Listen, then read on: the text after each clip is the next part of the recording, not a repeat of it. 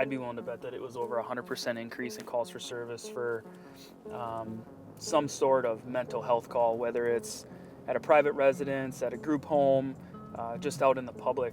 But the calls for service regarding mental health and substance abuse in general are just skyrocketing across the nation. I would venture to say that probably 70 to 80% of our calls have something to do with mental health. We don't need to use force on those people, but we do need to get control of the situation. And our way to get control of that situation is to utilize PepperBall, a non-lethal option that gives us, again, the time and the distance to effectively recover that person for whatever purposes, whether it's the hospital or jail. We like to control things with that launcher. We can really stand off from somebody. We don't have to be right up on them and in close and personal, you know. I mean, OC spray, you got 5-10 feet. PepperBall launcher, I could be 40 feet away and still have a very accurate deployment, whether it's, you know, like I said, aerial denial, you know, area saturation, or direct impact if we have to. Just having that PepperBall in their hand for whatever reason helps them understand that they now have time on their hands, or time on their side, so they communicate better with their partners, they come up with a plan. How do we use it in the best way possible to allow the device to work well, to allow the PAVA to take effect, which leans into the idea of time and distance. You find yourself saying, police, I have drop the gun, drop anything, right? Drop your knife.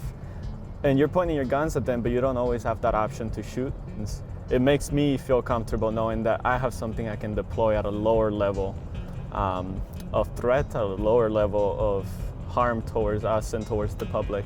The short version is none of us that are police officers actually want to come out and hurt anybody. So we have somebody that's not compliant. If we can get them to comply with using something that's going to make them cough or give them maybe a little bit of a bruise, that's perfect.